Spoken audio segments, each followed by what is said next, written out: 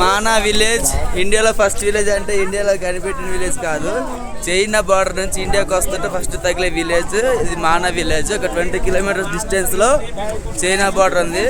మనం వెళ్ళడానికి అయితే ఛాన్స్ లేదు, మొత్తం ఆర్మీ బేస్ క్యాంప్స్లు ఉంటాయి.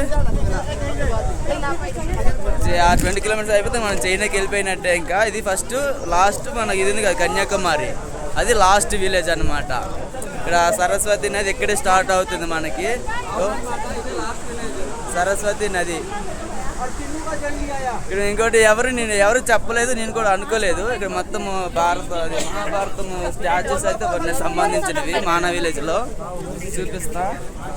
ఈలోపు మీరు సబ్స్క్రైబ్ చేసి వీడియోకి అయితే లైక్ కొట్టండి. ఇది అర్జున, నెక్స్ట్ ఉన్నది భీముడు, ఇది అర్జునుడు. కింద స్టోరీ మొత్తం పేర్లు మనకైతే మనకి ప్లేస్ ఇవ్వట్లేదు, ఫోటోలు లేని దేనికి ప్లేస్ ఇవ్వట్లేదు. ఇది భీముడు. ఇది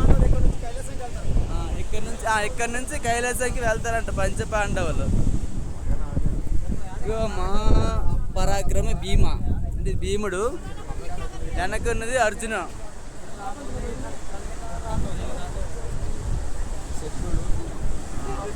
అంట తర్వాత నెక్స్ట్ వచ్చేది కాదు, అయిపోయింది నకులు. ఏదో నకులు అంట, నకులుడు ద్రౌపది చూసేస్తున్నారు.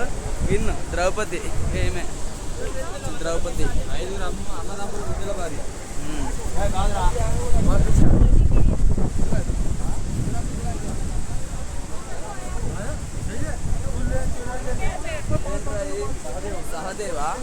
సహదేవుడు.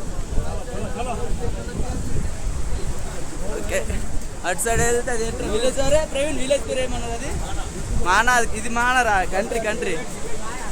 అటు సైడ్ 48 కిలోమీటర్ ట్రెక్ చేస్తే టిబెట్ విలేజ్ అంట. నేను టిబెట్ అనుకున్నాను ఫస్ట్ కనుకనే. టిబెట్ కంట్రీ, సారీ విలేజ్ అన్న, టిబెట్ కంట్రీ. ఇప్పటివరకు నా పేరు కూడా వినలేదు. మొత్తం కొండలన్నీ ఎక్కి 48 కిలోమీటర్స్ అంట వెళ్తే టిబెట్, ఇటు సైడ్ చైనా. Okay bye.